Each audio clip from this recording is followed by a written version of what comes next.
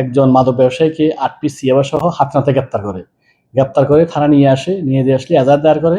এজাহার দায়ের করার ফলে রাত 10:30টার সময় স্থানীয় বিএনপির নেতা এনামুল হক মেম্বার, 6 নং ওয়ার্ডের সদরপুর ইউনিয়ন মেম্বার এবং স্থানীয় জামাতের নেতা সুজন আলী, আলাউদ্দিন, শফিকুল ইসলাম, শাহিদুল ইসলাম সহ থানায় এসে তদবির করে মাদক ব্যবসা ছেড়ে দেওয়ার জন্য।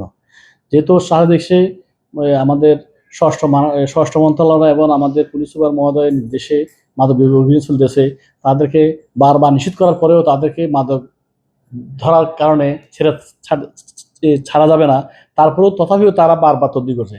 পরবর্তী তাদেরকে একাধিকবার বলার পরে না শোনার কারণে তাদেরকে আমি এই হেফাজতে রাখা হয়েছে।